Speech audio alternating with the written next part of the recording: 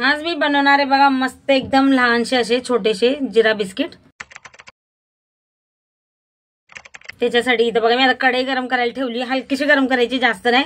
आणि जिरं पण आपल्याला थोडंसं परतून घ्यायचंय, जास्त नाही तर जाळायचं नाही जिरं, बस हलकंसं आपल्याला भाजून घ्यायला लागेल। बस बघा जिरं मस्त असं भाजून घेतले मी। आता आपल्याला हलकंसं असेला वाटून घ्यायचंय बस लाटण्यानी, जास्त असं बारीक नाही करायचं, फक्त हलकंसं बघा असं खोडदोडून घ्यायचं बस आपल्याला जिरं चांगलं।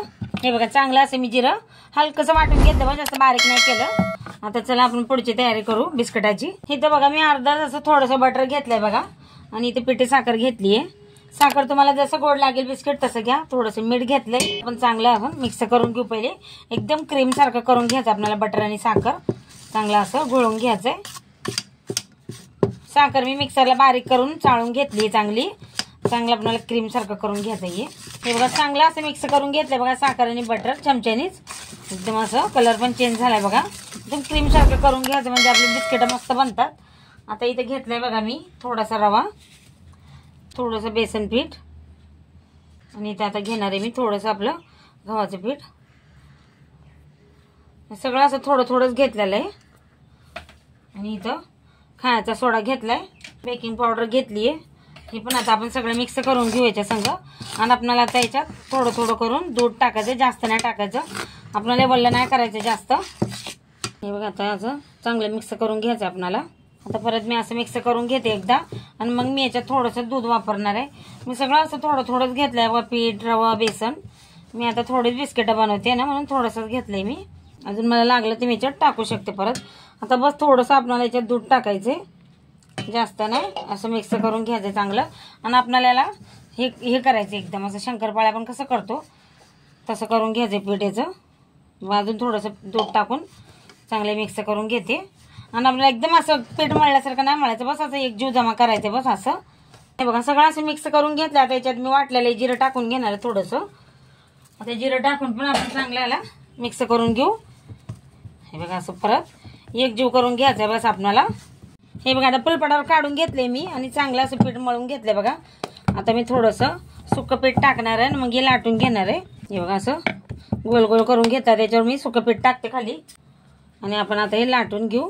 इथे लाटण्याला पण थोडंसं मी पीठ लावून घेते। हे बघा असं लाटून घेणार आहे आता मी सगळं। हे बघा आता साईडचे मी कट करून घेते, आपण शंकरपाळे कसं करतो तसंच मी बिस्किट करणार आहे, लहान लहानच करणार आहे मी।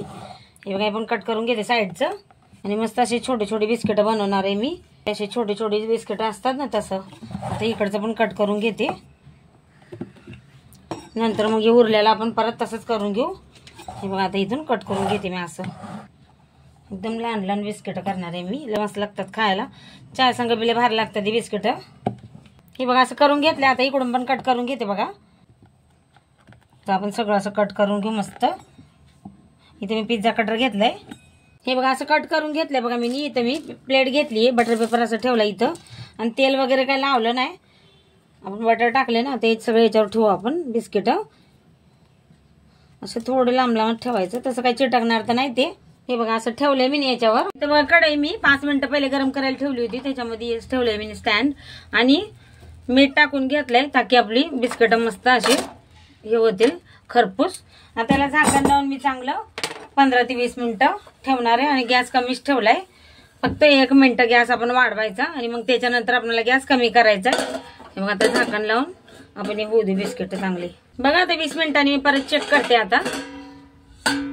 हे बघा हलकसा कलर आलाय बघा। आता याला मी अजून 1-2 मिनिटं होऊ देणार आहे, गॅस कमीच ठेवणार आहे, परत असं झाकून ठेवते। हलकेसे कलर आलेत बघा बिस्किटांना, मस्त दिसतात ना बिस्किट, जिरा बिस्किट। आता थोडंसं अजून झाकून ठेवते, आणि गॅस कमी करून चांगलं होऊ देते याला। हे बघा 20 मिनिटं मी चांगलं ठेवलं होतं, आणि 2 मिनिटं फक्त असं बारीक गॅस करून, म्हणजे टोटल 20-22 मिनिटं ठेवले होते। आता बिस्किट मी काढून घेते बघा, मस्त असे शेकले गेलेत। आता याला थंड झाल्यावर आपल्याला काढायचंय, आता काढून घेते प्लेट बाहेर। हे बघा दुसरे पण मी असेच आता ठेवले त्या प्लेटमध्ये, आणि एक असं उरलं होतं म्हणून एक मोठं असं करते मी बिस्किट। आता याच्यावर पण झाकण लावून आपण तसंच करून घेऊ।